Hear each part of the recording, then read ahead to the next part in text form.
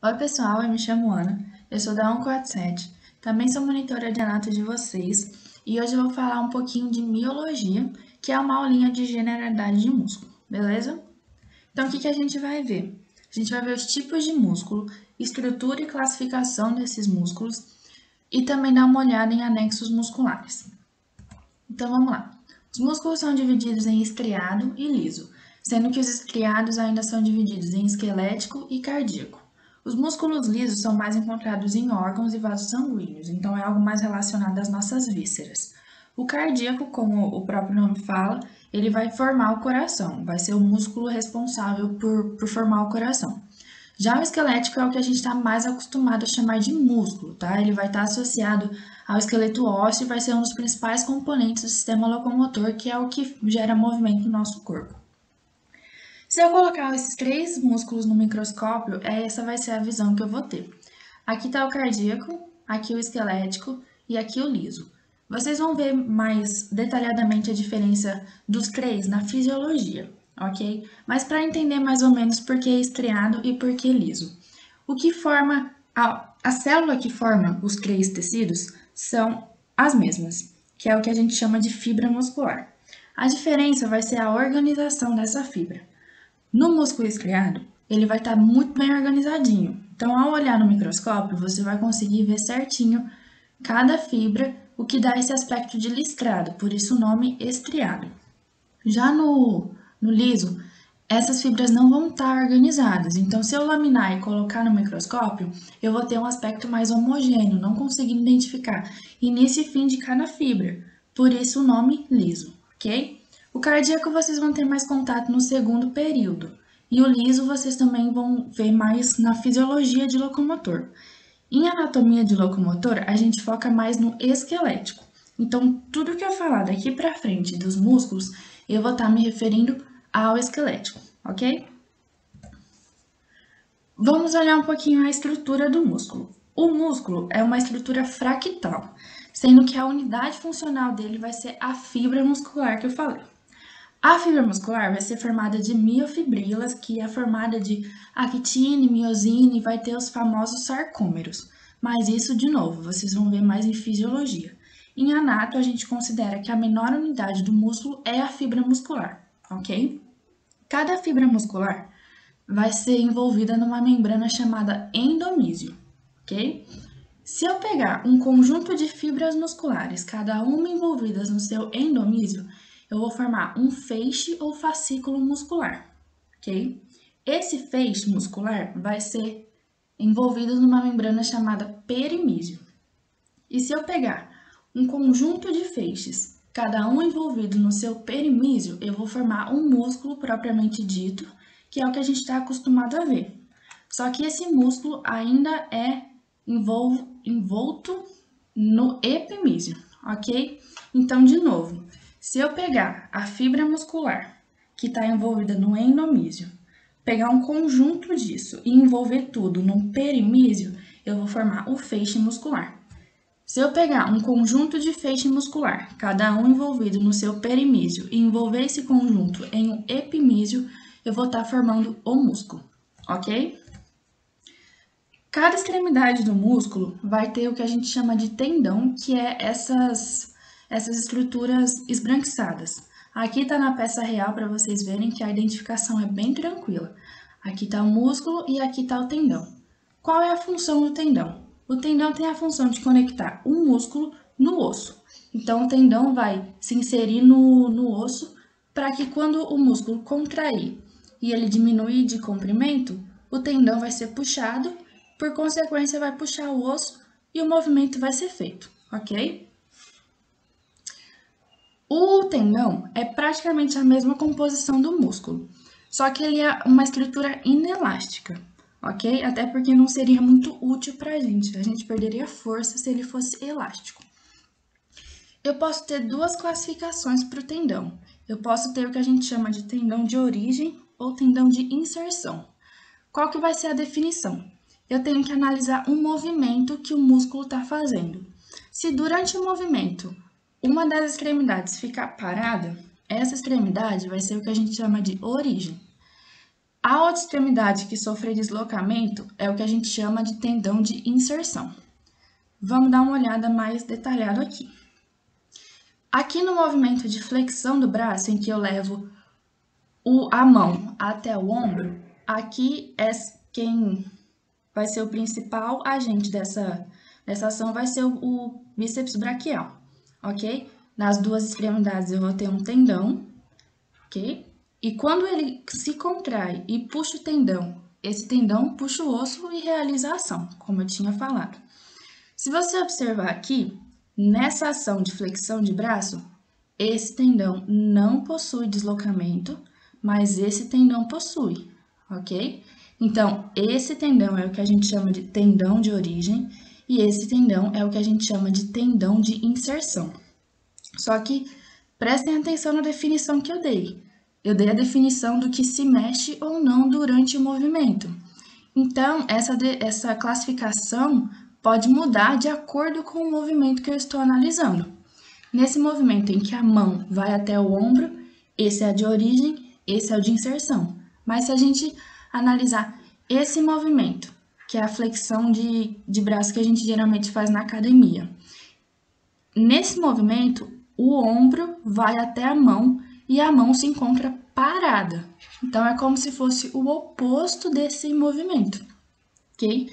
Então, nesse movimento, nesse tipo de flexão, esse tendão seria o de inserção e esse o de origem, porque esse ficaria parado e esse viria até ele. Então, tomem cuidado com isso. A classificação depende do movimento a ser analisado, ok? Mas, no dia a dia da anatomia, a gente geralmente considera o tendão proximal, que é esse aqui, como sendo o tendão de origem, e o tendão distal, como esse aqui, sendo o de inserção. Mas isso seria considerado errado, só que é o que a gente considera no dia a dia, ok? E aí, essa regrinha do dia a dia, vocês podem aplicar na prova prática, tá? Sem problema nenhum. Só que na prova teórica, eu recomendo que vocês utilizem uma resposta mais completa, dizendo que o movimento, dependendo do movimento, o tendão pode mudar de classificação, tá? Então, você pode dizer que tal tendão é o de origem e tal tendão é de inserção nesse movimento, mas pode ser mudado de acordo com o movimento, tá? Recomendo que vocês deem essa embelezada na resposta para não ser considerada errada, tá? Outro tipo de tendão que a gente tem, uma variação do tendão, é o que a gente chama de aponeurose. O que é a aponeurose? É um tendão mais fininho e achatado, que nem esse aqui. Isso aqui é uma aponeurose. Aqui está o desenho e aqui a foto real. A aponeurose, isso aqui é o que a gente chama de aponeurose abdominal, ok? E tomem cuidado que Ana tem uma peça de aponeurose abdominal e ela já cobrou na prova da 146, ok? Então, tomem cuidado. Se vocês chegarem na prova prática e tiver um alfinete aqui, vocês têm que ver qual vai ser o nível de dissecação, ok? Então, como vocês podem observar, a aponeurose é superficial aos músculos. Ele vem antes dos músculos. Então, se eu não consigo ver os músculos, que é o caso dessa peça, é porque eu tenho a aponeurose em cima, ok? Se eu consigo ver os músculos, é porque a dissecação tirou a aponeurose. Então, ela vai estar perguntando ou do músculo, ou do ligamento, ou qualquer outra estrutura aqui perto. Mas se eu não consigo ver o músculo, é a aponeurose mesmo, beleza? A classificação. Cada classificação vai levar em consideração um critério diferente, ok? Essa parte da aula é bem importante porque é a que mais cai nas provas, beleza? Então prestem atenção. Eu posso ter o critério de forma, de topografia, de número de cabeças, número de caudas, número de ventres. A gente vai ver certinho cada uma delas, beleza? Classificação quanto à forma. Eu posso ter um músculo curto, longo e largo. Essa classificação é muito parecida com os ossos que vocês viram na semana passada, ok? O que é um músculo curto? É quando espessura, largura e comprimento são muito parecidos um com o outro. São mais encontrados na mão e no pé e na cabeça, ok? Os ossos longos é quando quando tem um músculo que o comprimento é muito maior do que a largura e a espessura. E os ossos largos, ossos não, desculpa, os músculos largos são quando comprimento e largura são bem maiores do que a espessura. O mais famoso exemplo que a gente tem é o diafragma, ok? Os músculos longos a gente vai encontrar mais em membros, enquanto os largos a gente vai encontrar mais no tronco. Quanto à topografia, esse aqui também é muito parecido com os ossos. Eu vou ter os músculos axiais e os músculos apendiculares. Os músculos axiais são os que estão presentes no tronco e na cabeça, e os apendiculares são os que estão nos membros e nas suas raízes, ok? Não esqueçam de considerar as raízes do membro também. Então, aqui é os músculos apendiculares e aqui os axiais. Bem simples, ok? A origem embrionária. Isso não cai muito em anatomia, ok? Vocês vão ver mais em detalhes em êmbrio. Então, não se preocupem muito, só coloquei aqui para vocês terem uma visão geral, tá bom? Os músculos mioméricos são os que vão surgir dos miótomos e os braquioméricos são os que vão surgir dos arcos braquiais, ok? Eles não possuem diferença no visual ou na função. Os dois vão ter as mesmas funções, os mesmos visuais, não vão ter diferenciação quando o indivíduo for adulto, tá? Quanto ao número de cabeças, primeiro de tudo vamos entender o que seria considerado uma cabeça. Uma cabeça é o que a gente chama de um tendão de origem, ok? Que é o que eu falei que a gente considera como se fosse o tendão proximal. Então, aqui eu tenho 2 tendões de origem e um tendão de inserção, o que eu considero um bíceps, ok? Como se fosse 2 cabeças. Aqui eu tenho 3 tendões de origem, então 3 cabeças, e um tendão de inserção, então eu tenho um tríceps. E um quadríceps é quando eu tenho 4 tendões de origem e um de inserção. Aí é um quadríceps, ok? O mais famoso é o da coxa, que é a parte frontal da coxa, a gente tem um quadríceps. Não existe no corpo humano um músculo com 5 cabeças ou mais, ok? O máximo que a gente tem é 4 cabeças. E prestem atenção que todo mundo tem que ter o mesmo tendão de inserção. Se eu tiver um tendão de origem e o tendão de inserção separado para algum dos ventres, eu vou considerar isso como se fosse um músculo separado, ok? Todas as cabeças têm que ter o mesmo tendão de inserção para eu considerar mais de uma cabeça, ok? Quanto ao número de caudas, é o extremo oposto do que a gente acabou de ver. Então, o que seriam caudas? Caudas seriam os tendões de inserção, ok? Então, eu vou ter um tendão de origem só e mais de um tendão de inserção. E aí eu vou poder ter um músculo bicaudado, quando eu tenho só dois tendões de inserção, e eu posso ter o policaudado, quando eu tenho 3 ou mais. Aí realmente não tem um número limite, porque a gente vai ter bastante desses nos membros por causa dos pés e das mãos, que aí ele vai ter um tendão para cada dedo, ok? Podem perceber também algo que facilita na prova prática, que músculos com mais de uma cauda geralmente apresentam apenas um ventre e aí vão ter várias caudas, enquanto músculos que têm mais de uma cabeça, geralmente cada cabeça tem o seu ventre e aí só se juntam na inserção, ok? Algo que facilita na hora da prova prática. Quanto à inserção, eu vou analisar aonde o músculo está inserido. Eu posso ter músculos esqueléticos, quando o músculo vai se inserir diretamente no osso. Eu posso ter os músculos cutâneos, que é quando o músculo se insere diretamente na nossa pele, que é a maioria dos nossos músculos faciais, por isso que a gente consegue fazer expressões faciais, porque os músculos estão conectados na pele. E eu posso ter músculos capsulares, que é quando eu tenho um ligamento capsular, e aí esse músculo, em vez de se inserir em um osso ou na pele, ele vai se inserir no ligamento capsular, que é o caso desse músculo aqui. O tendão desse músculo que está aqui, ele vai se inserir nesse ligamento capsular, ok? Do ombro. E aí, esse é um músculo capsular, beleza? Quanto ao número de ventre, eu vou considerar que um músculo tem mais de um ventre quando os ventres estão como se fossem ligados em série, ok?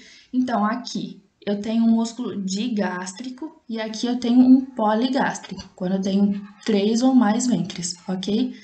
Eu posso considerar apenas que tem mais de um ventre quando eu tenho em série um tendão de origem, um ventre, um ligamento intermediário, outro ventre e um tendão de inserção. Então, percebam, apenas um tendão de origem, apenas um tendão de inserção, ok? E eu tenho que ter o ligamento intermediário. Se eu não tiver o ligamento intermediário, eu considero isso aqui tudo um ventre só, que não é o caso, ok? Isso aqui é um músculo digástrico, esse aqui é um músculo poligástrico. Ó, de novo, aqui um tendão de origem, aqui um tendão de inserção e 3 ligamentos intermediários. Então, aqui eu tenho 1, 2, 3, 4 ventres, ok? Sendo o músculo poligástrico. O músculo poligástrico mais famoso que a gente tem no corpo é o músculo do tanquinho, que é o que a gente chama do reto abdominal, beleza? E o digástrico também, que a gente tem bem famoso no corpo, é um músculo que o próprio nome dele é músculo digástrico, que vai ser esse aqui, tá? Ele vai ter o ventre, o ligamento intermediário e outro ventre, beleza? Quanto à direção das fibras, eu posso ter 4 classificações aqui. Eu posso ter o músculo fusiforme, que é quando as direções da fibra do músculo e do tendão são iguais. Então, as fibras do tendão estão aqui na vertical e o dos músculos também. Essa aqui é a maioria dos nossos músculos do corpo. Eu vou ter um semipeniforme ou um peniforme quando as fibras do tendão e os dos músculos são feitas de uma forma angular, ok?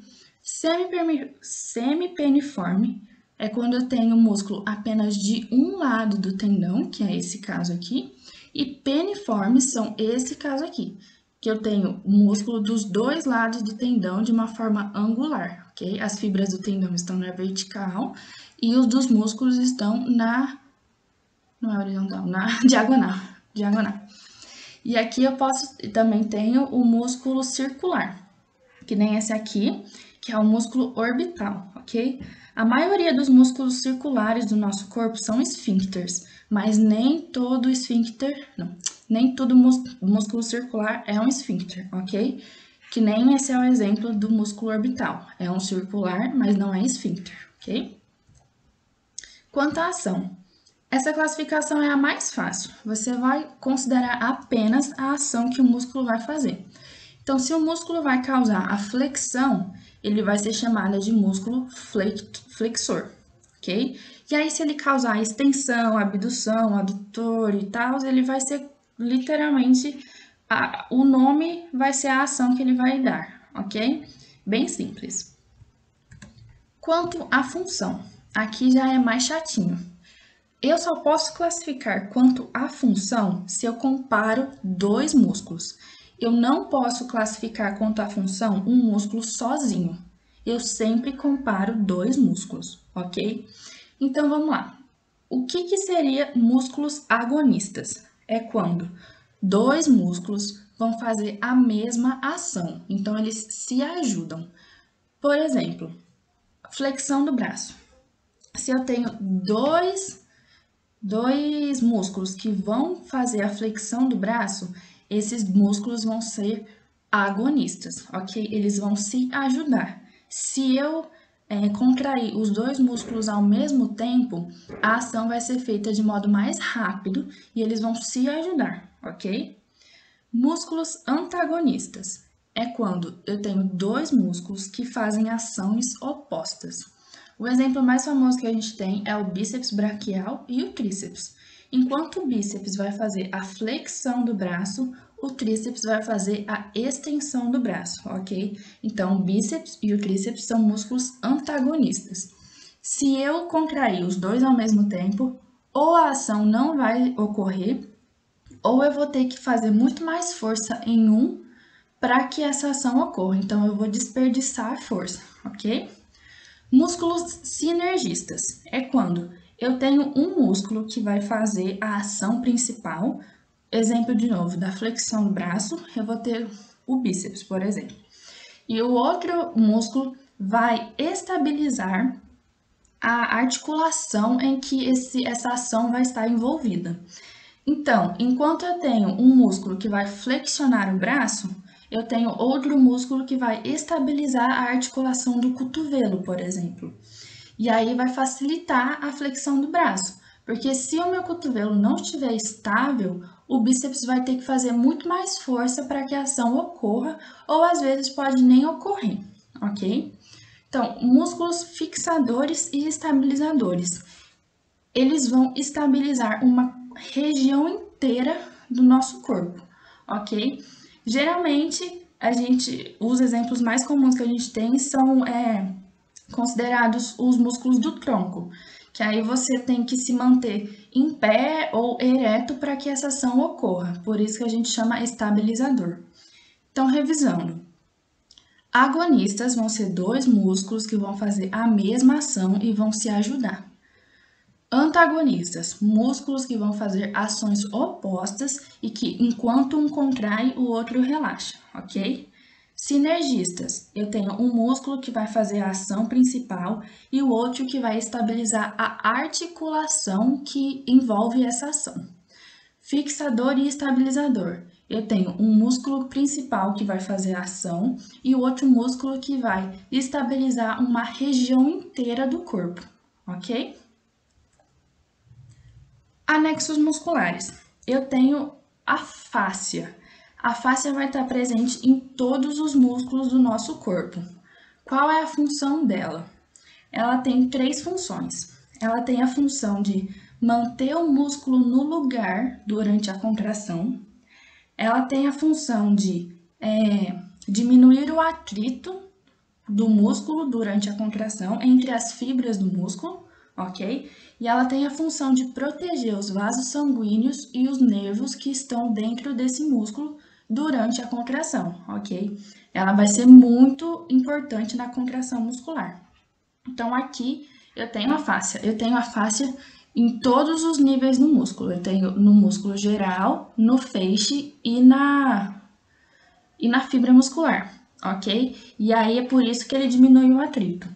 Ele também vai proteger os vasos e o nervo do músculo durante a contração, beleza? Além de manter o músculo no lugar. Então, ele vai ter certeza de que o músculo não vai se mexer para que ele não danifique nenhum órgão ou estrutura perto dele, ok? Temos outros 3 anexos musculares que geralmente vão estar juntos, principalmente na mão e no pé, que é onde a gente tem mais concentração de tendão, ok? O primeiro anexo muscular, a gente vai ter a bainha fibrosa, que é essa imagem aqui. A bainha fibrosa vai ter a função de manter o tendão no lugar durante a contração. Se você perceber, durante a flexão do dedo, a tendência do tendão seria se esticar para cá e sair desse formato redondinho que a gente faz durante a flexão do dedo. Por isso que a bainha fibrosa está aqui, para manter o tendão no lugar e fazer com que o tendão não saia do ducto ósseo do dedo, das falanges, beleza? Essa é a função dele, manter o tendão no lugar. A bainha sinovial é esse negócio azulzinho aqui, que vai ter a função de diminuir o atrito entre os tendões durante a contração, ok? Então, se eu flexionar esse dedo, por exemplo, eu vou ter que puxar esse tendão. E aí a bainha vai fazer com que diminua o atrito entre todas essas estruturas que eu tenho no pulso e que eu possa fazer essa contração sem que eu machuque o tendão ou qualquer outra estrutura, beleza? E a bolsa sinovial vai estar junto da bainha sinovial e a função dela é produzir um líquido para essa lubrificação, ok? Então, de novo, bainha fibrosa faz com que o tendão permaneça no lugar durante a contração.